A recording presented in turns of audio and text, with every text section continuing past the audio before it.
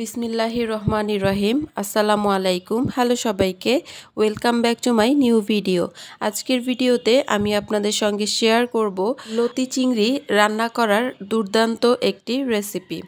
চিংড়ি মাছ দিয়ে কচুরলতি রান্না করলে খুবই টেস্টি হয়, সেই সঙ্গে অনেক বেশি সহজ। আপনারা সবাই নিশ্চয়ই এই রান্নাটি করতে পারেন, কিন্তু এক একজন এক একভাবে করে থাকেন।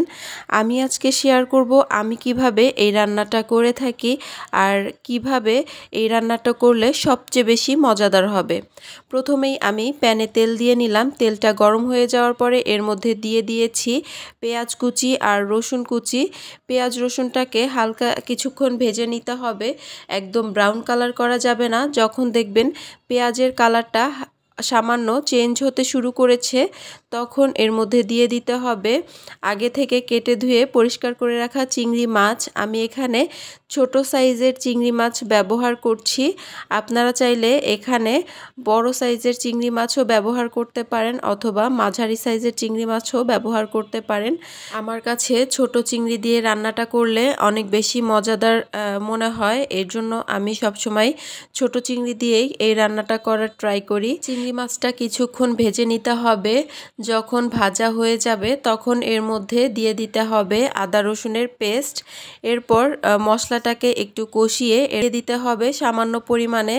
এরপর এর মধ্যে গুঁড়া মশলা অ্যাড করতে হবে। গুঁড়া মশলা হিসেবে আমি এখানে দিচ্ছি হলুদের গুঁড়া, মরিচের গুঁড়া, ধনিয়ার গুঁড়া আর স্বাদমতো লবণ। এরপর সব কিছুকে খুব ভালোভাবে নেড়েচেড়ে মিশিয়ে নিতে হবে আর কিছুক্ষণ ভালোভাবে মশলা এবং মাছটাকে কষিয়ে নিতে হবে। যখন দেখবেন মশলা আর মাছের কাঁচা গন্ধ চলে গিয়েছে আর তেলটা উপরে ভেসে উঠেছে, পানিটাও শুকিয়ে গিয়েছে, তখন বুঝতে হবে কষানো হয়ে গিয়েছে। তখন আমি এর মধ্যে অ্যাড করে দিলাম আগে থেকে কেটে ধুয়ে পরিষ্কার করে রাখা কচুর লতিগুলো। আমি এখানে চিকন লতিটা ব্যবহার করছি। চিকন লতিটাই আসলে খেতে বেশি মজা লাগে, দেশি লতিটা, আর মোটা লতিটা অত বেশি টেস্টি হয় না। এরপর আমি এটাকে খুব ভালোভাবে নেড়েচেড়ে মিশিয়ে নিচ্ছি। কচুরলতি পরিষ্কার করার ঝামেলার কারণে অনেকেই কচুরলতি খেতে চান না। আপনারা যদি জানতে চান বা দেখতে চান কিভাবে খুব সহজেই মাত্র 5 মিনিটে 1 কেজি কচুরলতি পরিষ্কার করা যায়, তাহলে আমাকে কমেন্ট করে জানাতে পারেন। আমি অবশ্যই আপনাদের সঙ্গে এই ভিডিওটি শেয়ার করব। কচুরলতিটাকেও কিছুক্ষণ কষিয়ে নিতে হবে।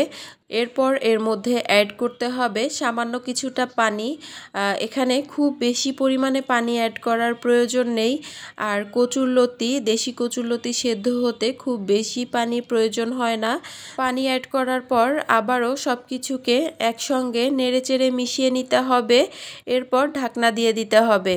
এই ধরনের আরও নিত্য নতুন ইউনিক অ্যান্ড ইজি রেসিপি পেতে আমার চ্যানেলটিকে সাবস্ক্রাইব করতে ভুলবেন না।